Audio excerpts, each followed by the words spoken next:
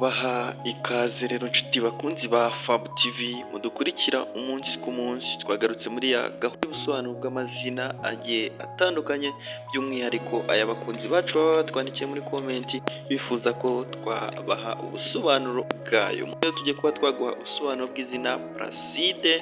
Wowe witwa Placide tega amatwi wumve ubusobanuro bw'iri zina, hanyuma uze kwandikira muri komenti tubwire uburyo wabyumvishije. Ntitwabura rero guha ikaze umuntu ukigera hano aribwo bwa mbere, tumubwira ngo banza ukande subscribe ndetse ukane no kukazogera, uzajya ubona ubusobanuro bw'amazina ugezaho umunsi ku munsi. Ariko nyamuna niwumva wumvishije ino video, niwumva bikunyuze, nyamuna ntiwibagirwe gukanda like cyangwa se ukore comment. Ni ikintu cy'agaciro kidufasha kugira ngo tujye dukomeza gukora twumva abakunzi bacu byabanyuze.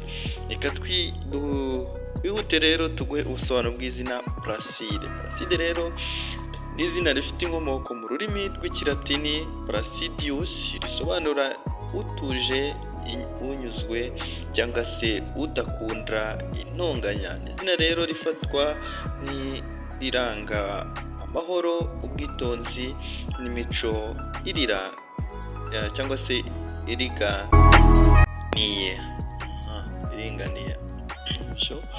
Mu bijyanye n'imico n'imyifatire ya Placide,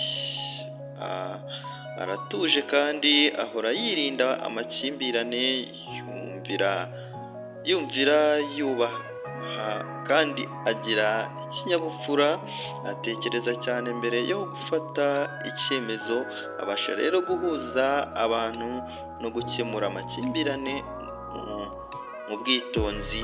Uwitwa izina Placide mu bijyanye n'ibyo akunda umutuzo n'amahoro mu muryango naho ari hose. Ikindi akunda kuba hafi y'abantu, bazi kwiyubaha kandi bubaha abandi. Ikindi akunda gufasha abandi batamuteze cyangwa se batamutezeho byinshi. Ikindi harimo gukora ibintu mu buryo butuje kandi buteguye neza.